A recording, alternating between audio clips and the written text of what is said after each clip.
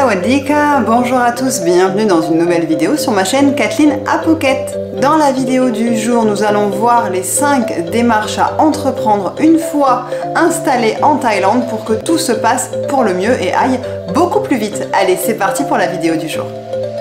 Vous venez d'arriver en Thaïlande, vous avez tout quitté, vous avez enfin fait le grand saut et vous vous êtes installé en Thaïlande, vous venez d'arriver pour votre expatriation. Voici les 5 choses à mettre en place, les 5 étapes à effectuer pour que tout se passe pour le mieux pour votre expatriation. En premier, ouvrir un compte en banque. Vous êtes beaucoup à me demander comment ouvrir un compte en banque. Est-ce que je vais pouvoir ouvrir un compte en banque lorsque je vais venir m'installer en Thaïlande? Et la réponse est oui. Il existe beaucoup de banques en Thaïlande, on va dire que c'est presque comme en France. Et ici, nous, en tant qu'expatriés, on les reconnaît par leurs couleurs. Vous verrez que les banques ont des couleurs. Alors, il y a la jaune qui est la Krungsri, vous avez la violette qui est la SCB, vous avez la verte qui est la Cassicorn, vous avez la bleue qui est la Bangkok Bank. Bref, il y en a beaucoup. Ces banques-là, ce sont les principales banques thaïlandaises et c'est dans celles-ci que vous allez devoir vous rendre pour ouvrir un compte en banque. Sachez que vous ne pourrez pas ouvrir un compte en banque avec un visa touriste. Il va vous falloir obligatoirement un visa longue durée de au moins 6 mois, voire 1 an. C'est encore mieux pour les banques.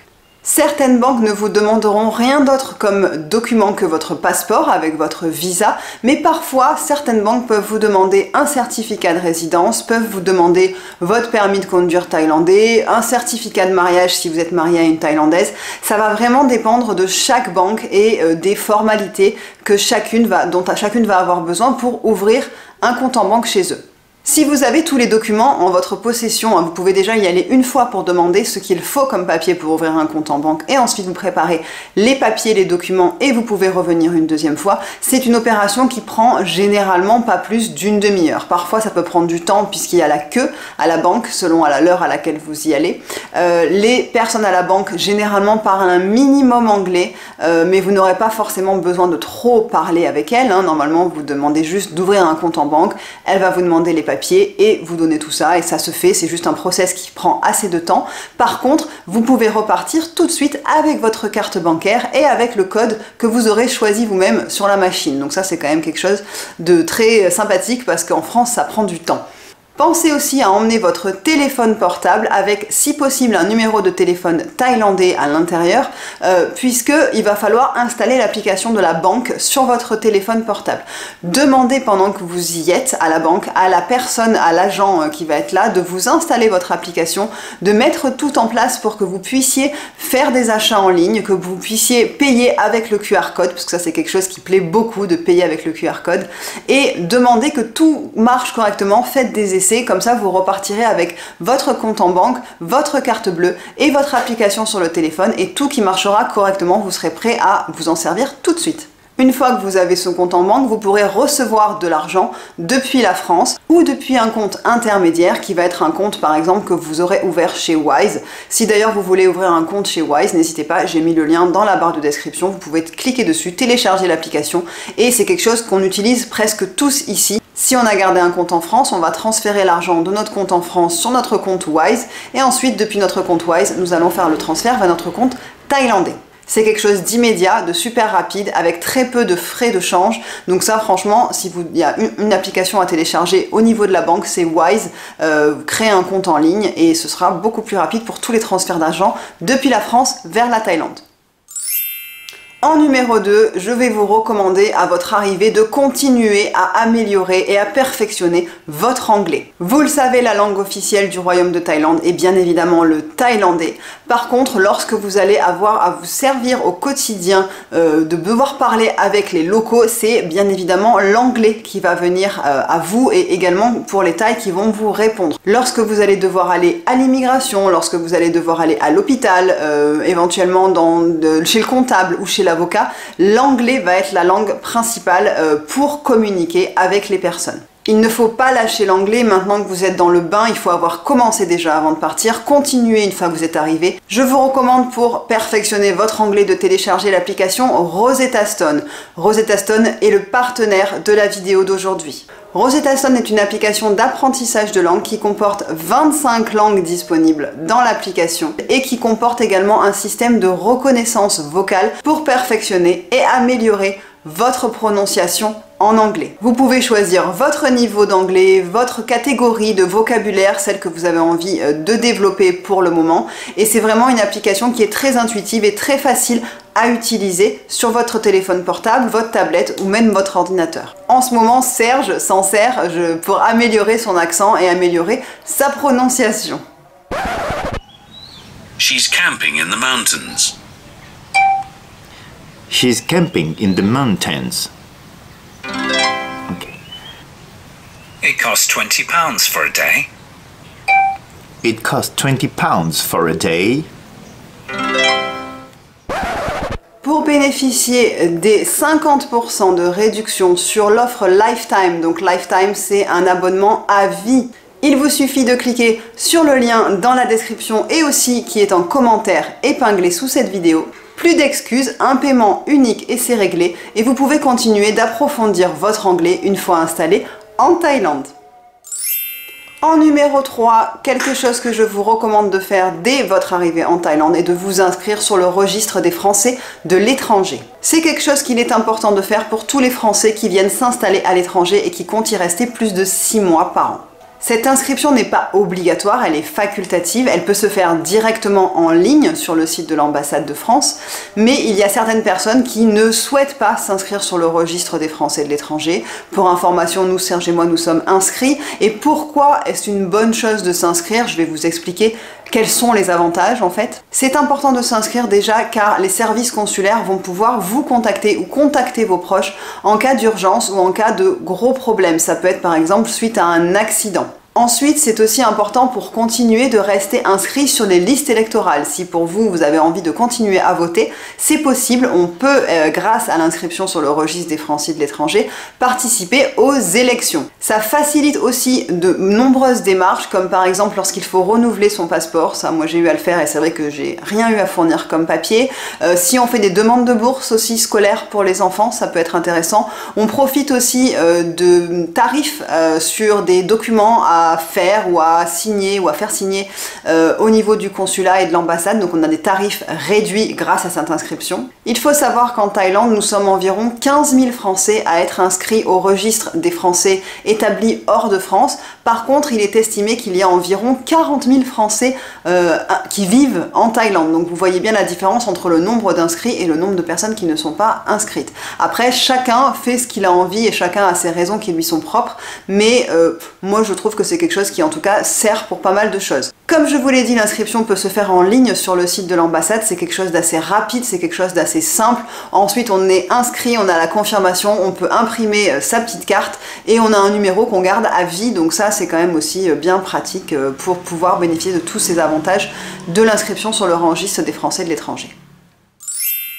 En numéro 4, une chose dont il faut vous préoccuper dès que vous arrivez en Thaïlande est de passer ou de convertir vos permis de conduire. Vous le savez, votre permis de conduire international ne vous couvre en gros que pour 3 mois à la suite de votre arrivée. Ensuite, si vous êtes plus de 3 mois sur le territoire thaïlandais, il va falloir le permis de conduire thaïlandais. Il existe 2 permis de conduire en Thaïlande, le permis automobile et le permis 2 roues. Le permis 2 roues n'a pas de spécificité sur la cylindrée, vous pouvez conduire tout type de cylindrée avec le permis 2 roues et c'est vraiment 2 permis distincts. Donc vous avez l'option déjà de convertir vos permis existants. Si vous avez déjà le permis de voiture et le permis de moto 2 roues en tout cas, vous pouvez les faire convertir, donc c'est-à-dire qu'il y a plusieurs étapes à faire.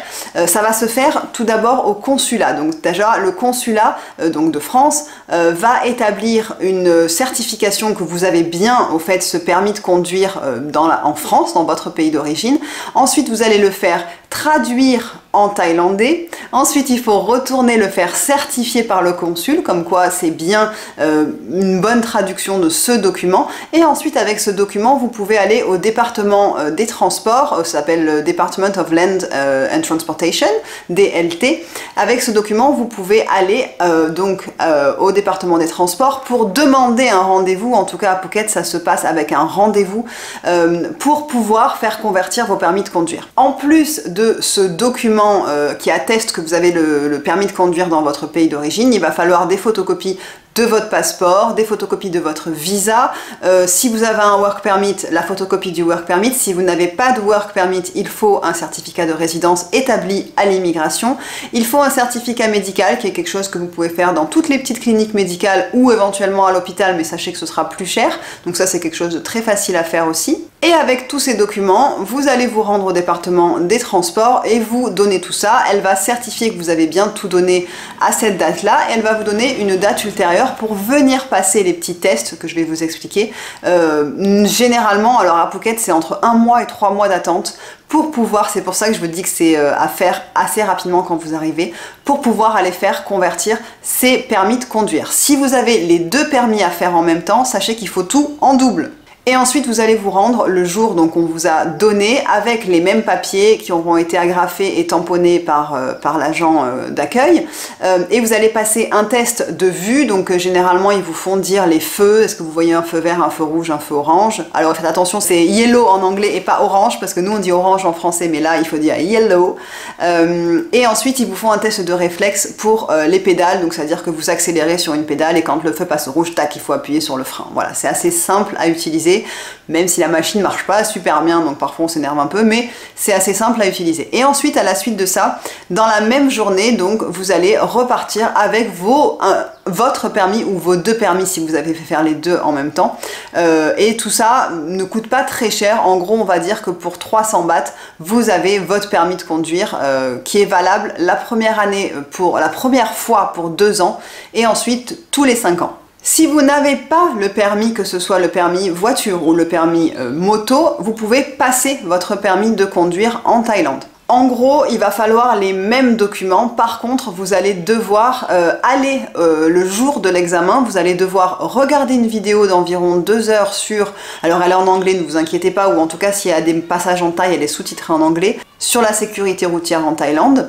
Ensuite, vous allez devoir passer le code, donc il y a une 50aine de questions, et c'est pareil, il ne faut pas faire plus de... Pareil qu'en France, il ne faut pas faire plus de 5 erreurs pour avoir son code. Et ensuite, vous passez la conduite, donc conduite moto si c'est pour le permis moto, et conduite voiture si c'est pour le permis voiture. Ne vous inquiétez pas, ça se fait dans un espace restreint, donc sur un petit circuit où il n'y a pas de circulation, vous n'êtes pas mis en situation réelle. Par contre, ce qui pose beaucoup de problèmes pour les francophones, c'est de passer le code, et non pas la conduite. La conduite, ça c'est assez simple. Le code, c'est assez compliqué parce que les questions sont en anglais, que parfois on a l'impression que plusieurs questions reviennent plusieurs fois pour l'avoir passé, parce que je l'ai passé il y a quelques années de ça. Et donc on se dit si j'ai fait faux à telle question, bah, elles vont toutes être fausses. Mais c'est vrai que voilà, il y a des écoles maintenant qui ont un petit peu vu le jour, en tout cas à Phuket, qui vont vous faire des vrais cours de code, des vrais cours de conduite, puisqu'il y a des gens qui ne savent pas du tout conduire un scooter et qui ont peur, je les comprends, de conduire tout de suite un scooter en Thaïlande. Donc maintenant, il y a ces écoles-là qui vous permettent en tout cas de vous aider à passer la conduite, à passer le code. Ça va vous coûter un petit peu plus cher que simplement aller passer son permis le jour dit au département des transports, mais ça vous aide. Ça vous apprend le code, ça vous apprend quoi répondre aux questions. Le jour, il faudra vraiment passer l'examen. Donc ça, je vous recommande de chercher sinon des écoles de conduite. Il y en a de plus en plus, en tout cas à Phuket. Et la dernière chose que je vais vous recommander de faire, la 5e chose à votre arrivée en Thaïlande, est de prendre une carte SIM thaïlandaise et d'installer les applications incontournables pour la Thaïlande. Si vous arrivez et que vous vous installez en Thaïlande, il ne faudra pas forcément prendre une carte SIM qui est pour les touristes, puisque généralement elles ont des forfaits qui sont sur quelques mois et ensuite le numéro de téléphone va s'annuler. Donc il va falloir aller chez un opérateur. Vous en avez 3 principaux ici. Vous avez AIS, vous avez True et vous avez DTAC. Et en gros, ils vont tous plus ou moins s'aligner sur les prix. Par contre, il faut aller chez ces opérateurs pour ouvrir une ligne. Ce sera beaucoup plus simple. Ils vont tout vous expliquer, les différents différents forfaits, etc. Il y a une chose importante à savoir en Thaïlande, ce sont les forfaits prepaid et les forfaits postpaid. Les forfaits prepaid, ce sont des forfaits prépayés, donc comme son nom l'indique en anglais, c'est-à-dire que vous allez mettre un montant à l'avance et ensuite ce montant va être utilisé quand vous utilisez le forfait et le téléphone, et ensuite vous rechargez lorsque vous êtes arrivé à bout de ce forfait. Et il y a un forfait qui s'appelle les forfaits postpaid, donc là c'est un petit peu comme en France lorsqu'on a un forfait de téléphone normal, c'est-à-dire qu'on va utiliser son téléphone sur le mois et à la fin du mois on reçoit une facture et on va la payer. Ça va être un montant fixe avec, si on a dépassé son forfait, éventuellement ça peut être un petit peu plus cher que ce qui était prévu. Pour avoir une carte SIM qui est postpaid, donc où vous allez recevoir une facture tous les mois, sachez qu'il faut un visa longue durée, ce n'est pas quelque chose qu'on peut avoir avec un visa touriste. Nous, c'est ce qu'on a avec Serge tous les deux, et pour vous donner un ordre de prix, en gros, on paye entre 400 et 500 bahts par mois, chacun pour notre téléphone, pour avoir, on a internet vraiment qui marche de partout. Je sais même pas ce qu'on a comme forfait, j'ai demandé à une amie thaï d'appeler et de demander pour nous, au fait, un petit peu le meilleur forfait, et on paye tous les mois, on peut payer directement avec l'application de sa banque, donc ça c'est super, ou alors au 7-Eleven éventuellement, mais c'est quelque chose qui se fait très facilement. Ici, il n'y a pas de prélèvement automatique, donc vous êtes obligé à chaque fois de payer les factures que vous allez recevoir chaque mois. Je vais terminer cette vidéo en vous donnant les applications indispensables à installer sur votre téléphone une fois que vous êtes arrivé en Thaïlande. En premier, au niveau nourriture, vous avez Foodpanda et vous avez Grab. C'est vraiment très important, alors c'est pas très important, mais c'est bien de les avoir dans votre téléphone puisque c'est des applications qui vont vous servir à commander à manger. Ce sont des applications disponibles en anglais, donc vous pourrez très bien comprendre ce qu'il y a écrit. Vous pouvez choisir ou commander dans les restaurants qui se situent autour de vous et ensuite vous recevez votre nourriture directement à domicile. Donc ça, elles sont très bien à télécharger. Vous avez une application pour les taxis que j'aime beaucoup, que j'ai découvert il y a peu de temps, qui s'appelle InDrive et qui marche sous un système d'enchères. Donc au fait, vous allez dire à quel endroit vous souhaitez aller et plusieurs taxis vont donner leur prix, ça va apparaître et vous choisissez lequel vous souhaitez prendre. Et franchement, je suis allée à l'aéroport pour 500 bahts alors que normalement ça me coûte le double, donc j'ai trouvé ça étonnamment peu cher et ça marchait très bien, c'était très efficace, donc je vous recommande aussi cette application. Vous avez aussi l'application qui est très connue ici qui s'appelle Lazada. Lazada, c'est un petit peu notre Amazon, notre Cdiscount de Thaïlande. On commande tous des colis sur cette application Lazada. C'est très facile, votre carte bancaire est enregistrée, donc ça facilite encore plus, donc on achète tout le temps des choses.